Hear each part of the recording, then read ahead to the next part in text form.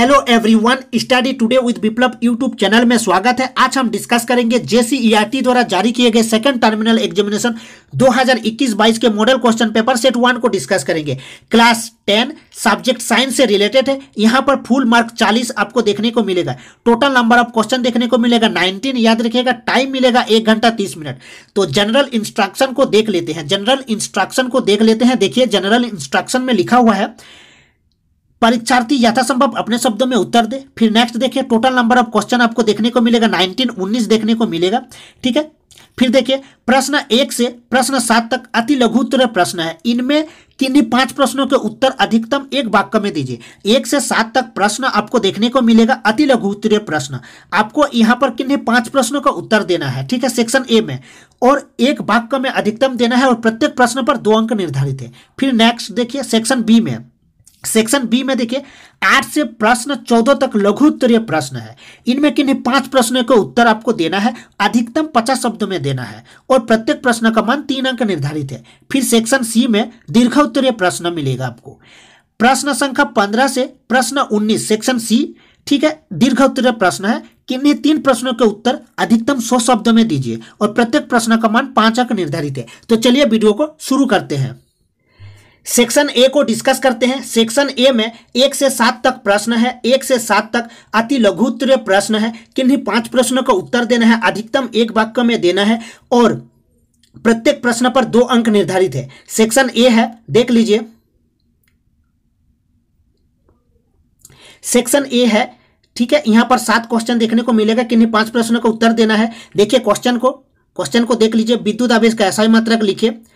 एक इलेक्ट्रॉन पर कितना विद्युत आवेश होता है। फिर नेक्स्ट क्वेश्चन देखिए, वोल्ट मीटर का प्रयोग कौन सी भौतिक राशि मापने में की जाती है, इसे विद्युत परिपथ में किस तरह संयोजित किया जाता है। फिर नेक्स्ट क्वेश्चन देखिए, एक ऐसी धातु का उदाहरण दीजिए जो कमरे के ताप पर द्रव की अवस्था में पाया जाता है। फिर नेक्स्ट देखिए, एल्काइन का सामान्य सूत्र लिखे। फिर मेंडल ने अपने प्रयोग के लिए किस पौधे का चुना। फिर 6 को देखिए, एक जैव निम्नीकरणीय पदार्थ का उदाहरण दे। 7 को देखिए, उत्पादक अपने ऊर्जा के लिए किस पर निर्भर होता है। तो चलिए क्वेश्चन को डिस्कस करते हैं। क्वेश्चन नंबर 1 को देखिए। सेक्शन ए में क्वेश्चन नंबर 1, अधिकतम एक वाक्य में उत्तर देना है। याद रखिएगा, अधिकतम एक वाक्य में उत्तर देना है। विद्युत आवेश का एसआई मात्रक लिखिए। एक इलेक्ट्रॉन पर कितना विद्युत आवेश होता है। विद्युत आवेश का एसआई मात्रक कूलम होता है। इसे सी से रिप्रेजेंट करते हैं। याद रखिएगा, विद्युत आवेश का एसआई मात्रक कूलम होता है, सी से रिप्रेजेंट करते हैं। फिर एक इलेक्ट्रॉन पर 1.6 इंटू 10⁻⁻19 कूलम होता है। -19 कूलम होता है, याद रखिएगा। नेक्स्ट क्वेश्चन को देखिए, वोल्ट मीटर का प्रयोग कौन सी भौतिक राशि मापने में की जाती है, इसे विद्युत परिपथ में किस तरह संयोजित किया जाता है। तो देखिए, वोल्ट मीटर का प्रयोग विभवांतर मापने में की जाती है। वोल्ट मीटर का प्रयोग विभवांतर मापने में की जाती है। विभवांतर मतलब पोटेंशियल डिफरेंस मापने में की जाती है। इसे विद्युत परिपथ में पार्श्व क्रम में संयोजित किया जाता है। नेक्स्ट क्वेश्चन देखिए, क्वेश्चन नंबर 3 को देखिए, एक ऐसी धातु का उदाहरण दे जो कमरे के ताप पर द्रव की अवस्था में पाया जाता है। एक ऐसी धातु का उदाहरण दे। ठीक है, पारा जो मार्करी होता है, Hg रूम टेम्परेचर पर लिक्विड फॉर्म में रहता है। याद रखिएगा, इसका जो एटॉमिक नंबर परमाणु संख्या होता है वो 80 होता है, 80 होता है। याद रखिएगा, Hg से रिप्रेजेंट करते हैं पारा को।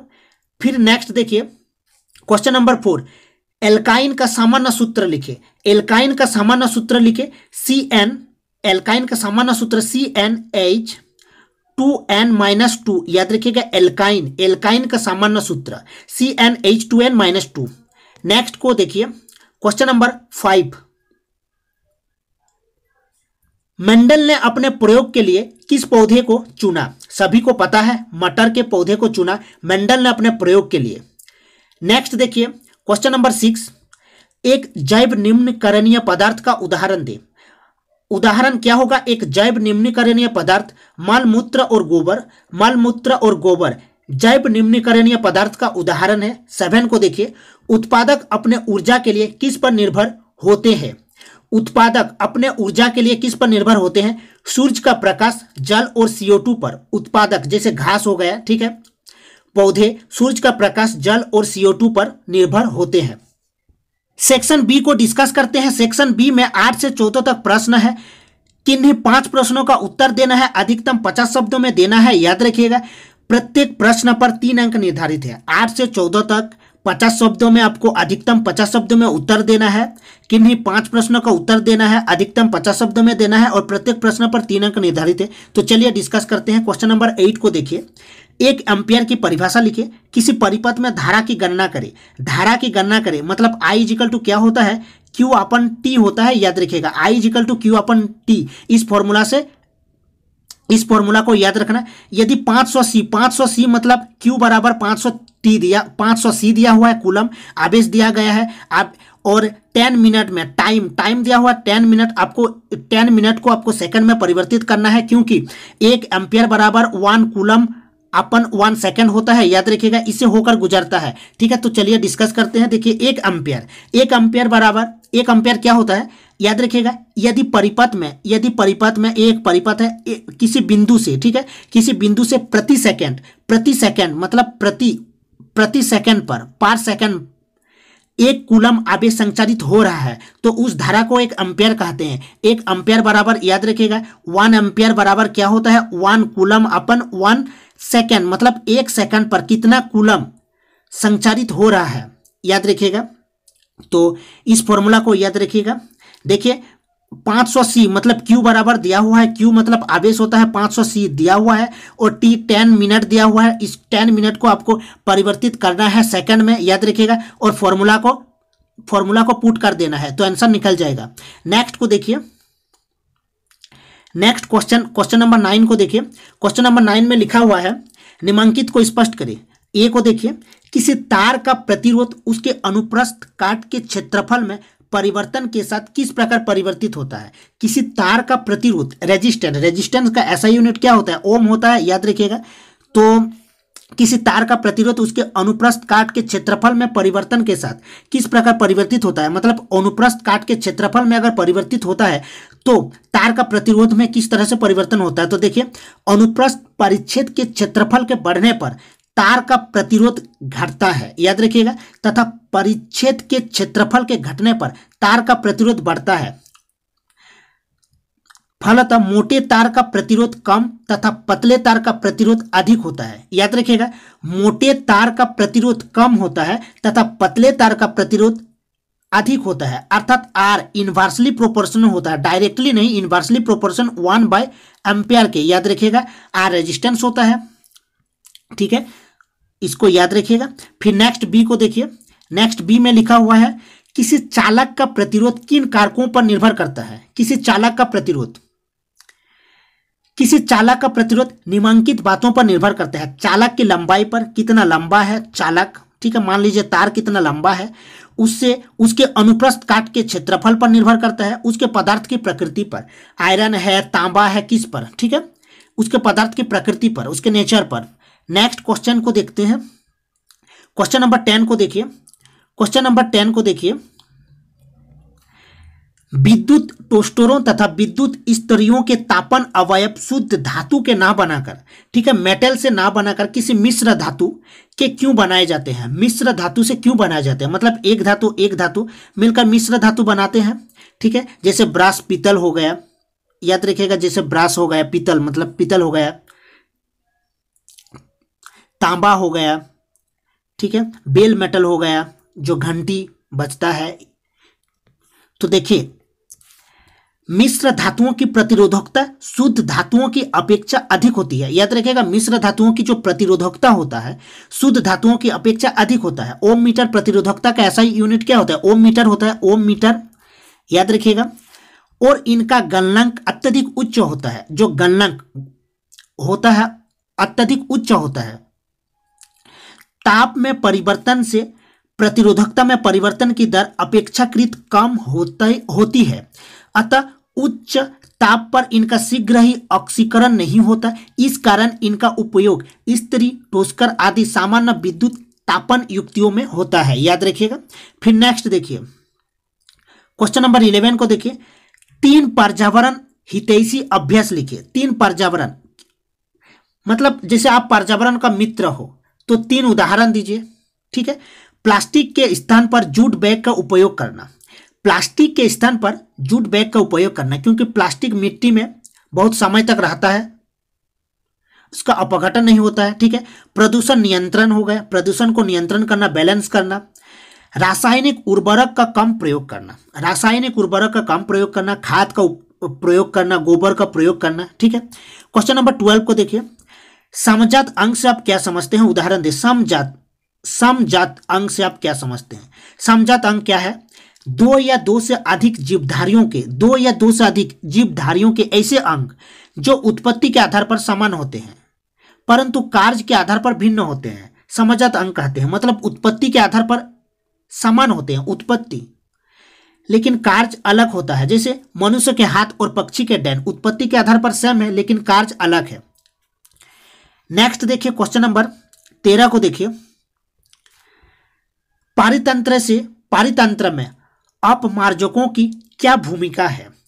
अपमार्जक पर्यावरण में पदार्थों के चक्रण में महत्वपूर्ण भूमिका निभाते हैं। यदि अपमार्जक न हो तो पृथ्वी की सतह पर अपशिष्टों का ढेर लग जाएगा, सभी जैव भू रासायन चक्र बाधित होने लगेंगे तथा पर्यावरण का प्राकृतिक संतुलन स्थायी रूप से समाप्त हो जाएगा। इसलिए अपमार्जक पर्यावरण में पदार्थों के चक्रण में महत्वपूर्ण भूमिका निभाते हैं, याद रखिएगा। क्वेश्चन नंबर 14 को देखिए, समजातीय श्रेणी क्या है? उदाहरण के साथ समझाएं। समजातीय श्रेणी, ठीक है, कार्बनिक यौगिकों की वह श्रेणी जिसके सभी सदस्यों में एक ही प्रकार्यात्मक समूह रहता है और जिसके किसी भी दो क्रमागत सदस्यों की आणविक सूत्रों के बीच सदा CH2 का अंतर रहता है, सदा CH2 का अंतर रहता है, उसे समजातीय श्रेणी कहते हैं। देखिए उदाहरण, CH4 तथा C2H4 में CH2 का अंतर है, CH2 का अंतर है। देखिए यहाँ पर जो अंतर है वो CH2 का अंतर है।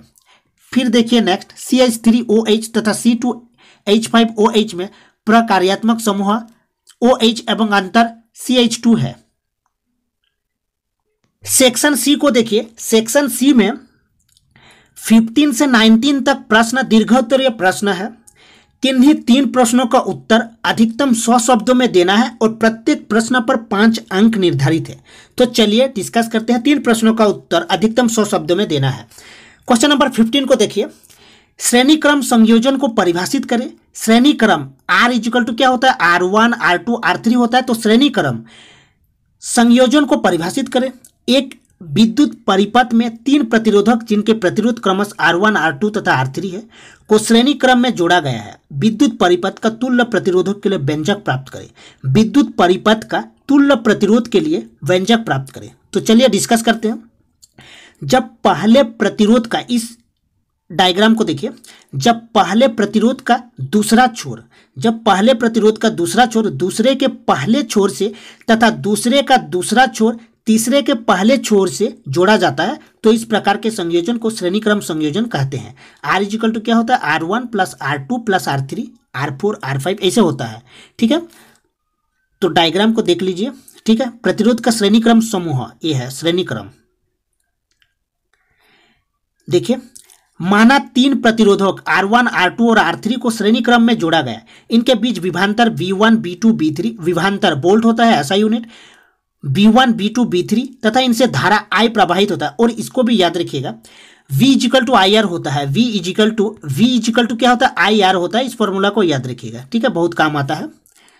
तो देखिए V इक्वल टू IR1 ओम के नियम से, V2 मतलब V इक्वल टू क्या होता है? IR होता है। V इक्वल टू IR, तो V1 लिखा तो IR1 हो जाएगा, V2 IR2 हो जाएगा। ठीक है, तो समीकरण इक्वेशन 1, 2, 3 को देख लीजिए। समीकरण 1, 2 और 3 को जोड़ने पर जब हम इसको जोड़ेंगे तो हमें प्राप्त होगा, इस फॉर्मूला को याद रखिएगा, V1 V2 plus V3 equal to IR1 plus IR2 plus IR3। V equal to क्या होता है? IR होता है, तो हमें प्राप्त हो जाएगा। फिर देखिए, यदि A और B के सिरों के बीच विभवांतर V एवं धारा I हो, विभवांतर पोटेंशियल डिफरेंस V तथा धारा I हो, तो ओम के नियम से V इक्वल टू क्या होता है? IR होता है। तो देख लीजिए समीकरण 4 और 5 से IR equal to I common ले लिया, R1 plus R2 plus R3, ठीक है, I को कॉमन ले लिया, R equal to R1 plus R2 plus R3। Next देखिए क्वेश्चन नंबर 16 को। क्वेश्चन नंबर 16 को देखिए, दिए गए परिपथ आरेख में पैरेलल जोड़ा गया है, पार्श्व क्रम में जोड़ा गया है। देखिए पार्श्व क्रम में जोड़ा गया है, ठीक है। तो प्रतिरोधकों R1, R2 तथा R3 के मान क्रमश 5 ओम, 10 ओम, 30 ओम मतलब 30 ओम है तथा इन्हें 12 वोल्ट की बैटरी से संयोजन किया जाता है। तो ए को देखिए, ए में क्या लिखा हुआ, परिपथ का कुल प्रतिरोध, परिपथ का कुल प्रतिरोध हमें निकालना है, कुल प्रतिरोध निकालना है। परिपथ में प्रवाहित कुल विद्युत धारा निकालना है। प्रत्येक प्रतिरोध से प्रवाहित विद्युत धारा परिकलित करें। तो चलिए डिस्कस करते हैं। देखिए R1 is equal to 5 Om, R2 10 ओम तथा R3 दिया गया है। बैटरी के सिरों पर विभवांतर V इजिकल टू 12V लिखा हुआ है। पार्श्व क्रम में जब जोड़ते हैं तो फॉर्मूला क्या होता है, IR equal to I/R1 plus I/R2 plus I/R3। इसको याद रखिएगा। तो जोड़ने पर हमें कितना प्राप्त हो जाएगा, 1/3। फिर इसको पलट देना है, कुल प्रतिरोध क्या हो जाएगा, 3 ओम हो जाएगा। फिर नेक्स्ट देखिए बी में लिखा हुआ था परिपथ में प्रवाहित कुल धारा याद रखिएगा। V इजिकल टू क्या होता है, IR होता है। तो I equal to I1 I2 I3। अब I1 I2 I3 कैसे प्राप्त होगा, देखिए R1 से प्रवाहित विद्युत धारा I equal to V/R1। V equal to क्या होता है, IR होता है। तो I इजिकल टू क्या होगा, V/R हो जाएगा। तो I1 इजिकल टू क्या होगा, V/R1 हो जाएगा। तो 2.4 एम्पेयर मिल जाएगा, यहाँ पर मिल जाएगा। इसी को टोटल जोड़ने से 4 एम्पेयर मिल गया, ठीक है। तो देखिए नेक्स्ट क्वेश्चन को देखिए। नेक्स्ट क्वेश्चन को देखिए, क्वेश्चन नंबर 17, धातु तथा अधातु में रासायनिक गुणों के आधार पर अंतर स्पष्ट करें। धातुएं तथा अधातुओं में अंतर। धातुएं विद्युत धनात्मक होती है जैसे Na+, ठीक है। और धातुएं विद्युत ऋणात्मक होती है जैसे Cl-, ठीक है, Cl-। नेक्स्ट को देखिए, धातुएं क्षारीय ऑक्साइड बनाती है, क्षारीय बेसिक, ठीक है, जो जल में घुलकर क्षार बनाती है जैसे Na2 प्लस H2O रिएक्शन करके क्या बनाएगा, 2NaOH। फिर नेक्स्ट देखिए, अधातुएं अम्लीय ऑक्साइड बनाती है जो जल में घुलकर अम्ल बनाती है जैसे CO2 प्लस H2O क्या बनेगा, H2CO3। नेक्स्ट देखिए, धातुएं अम्ल से अभिक्रिया कर लवण तथा हाइड्रोजन गैस बनाती है। जिंक प्लस H2SO4 क्या बनाएगा, जिंक सल्फाइड बनाएगा, ZnSO4 प्लस H2 गैस, ठीक है। फिर अधातुएं अम्ल से अभिक्रिया कर लवण तथा हाइड्रोजन गैस नहीं बनाती जैसे C+2H2SO4, CO2 plus 2SO2 plus 2H2O। Next देखिए पॉइंट डी को, धातुएं क्लोरीन से अभिक्रिया कर वैद्युत संयोजक क्लोराइड बनाती है जैसे उदाहरण को देखिए 2Na प्लस Cl2, 2NaCl। और धातुएं क्लोरीन से अभिक्रिया कर सहसंयोजक क्लोराइड बनाती है जैसे H2 plus Cl2, 2HCl। Next को देखिए, कुछ धातुएं हाइड्रोजन से अभिक्रिया कर अस्थाई हाइड्राइड बनाती है जैसे Ca प्लस H2, CaH2। और धातुएं हाइड्रोजन से अभिक्रिया कर स्थाई हाइड्राइड बनाती है जैसे H2S, ठीक है। नेक्स्ट क्वेश्चन को देखिए।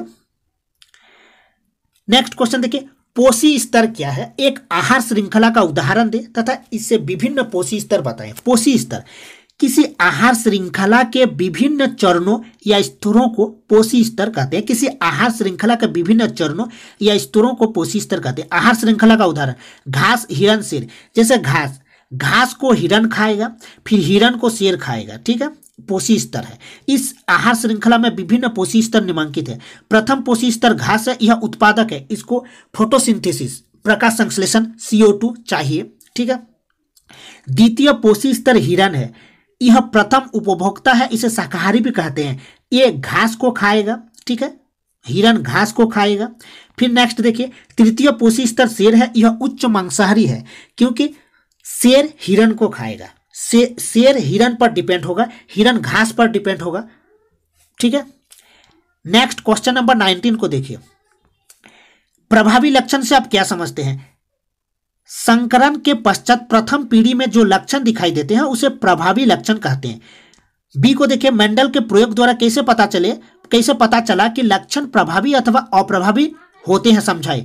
मेंडल के प्रयोग से यह पता चलता है कि यदि दो परस्पर विरोधी लक्षणों वाले पौधों के बीच यदि कृत्रिम परागण कराया जाता है तो प्रथम पीढ़ी मतलब F1 पीढ़ी में केवल एक ही लक्षण प्रकट होता है, जबकि दूसरा लक्षण भी उन पौधों में सुरक्षित रहता है और अप्रभावी अव्यवस्था में होता है। दूसरी पीढ़ी में इस लक्षण के प्रकट हो जाने से इस बात की पुष्टि होती है। उदाहरण को देखिए। तो ये थे इंपॉर्टेंट क्वेश्चन जो कि आपको एग्जाम में बहुत ही हेल्प करेगा। इसी टाइप के क्वेश्चन एग्जाम में पूछे जाएंगे, याद रखिएगा। तो मिलते हैं नेक्स्ट वीडियो में।